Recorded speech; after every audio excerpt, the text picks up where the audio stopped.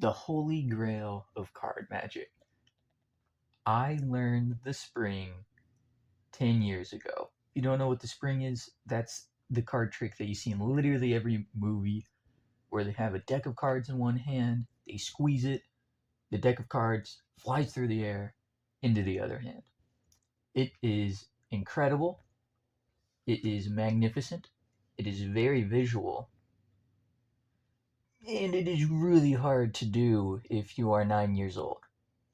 So, why did this trick take me 3 months to learn? You may think maybe it was because I had small hands. I was 9 or 10. No, small hands doesn't actually have too much to do with mini card tricks, unless your hands are just like absurdly small, like actual baby hands. So, maybe I was just stupid. Yes, I was, but that wasn't the issue either. This trick requires you to bend a deck of cards between two fingers, your thumb and your middle finger, with a little bit of supporting pressure from your index finger and your ring finger.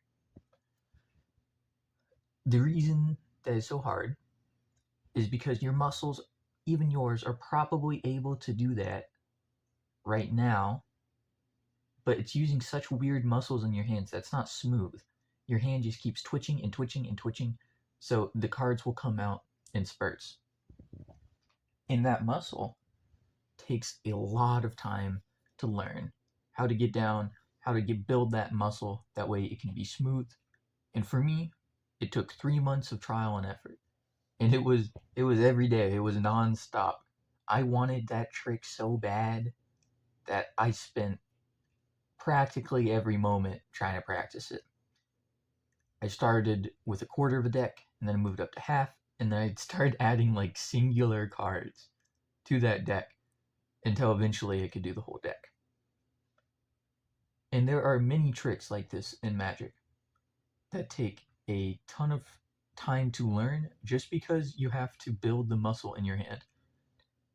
Now, most tricks are not like that. There's a lot, but most tricks aren't. I'd say 80 to 90% of Magic tricks and card flourishes, which is the fancy looking stuff, like the spring, can be done without pretty much any muscle in your hand. It's just moving packets around, moving singular cards around. That's pretty much all tricks are. They're just moving certain things around without other people being able to see it. But bending cards, by gosh, it is it can take a while. Tricks like the lapel spread, you don't know what that means. The anaconda dribble, you also don't know what that means. And the spring, might know that one. They all take an absurd amount of time to learn just because you have to build up the hand strength. However, most tricks don't require that. Most tricks you can learn in like a day or two if you put the hours in. The bar for Magic is far lower than most people think it is because most people just they don't get it. They don't understand it because Magic is secretive. They don't think that they can learn card tricks. It looks so whimsical and so smart and eloquent and all these different adjectives, but it's not. You just learn the mechanics of the trick and then you practice it and you have it in a day or two. But because it's so secretive, people think that it's so much harder than it is, and because they don't understand, they think it's so much more pristine. They think like it has to be something like so smart for me to have missed it. But that's just not the case. They're hiding things from you. That's how every trick is. They hide things from you. They know something you don't. It's not a matter of IQ or intelligence or anything. They're just doing something that you can't see. So, if you go to YouTube and look up any Magic tutorial, you will be able to see what they're doing, and you can learn it.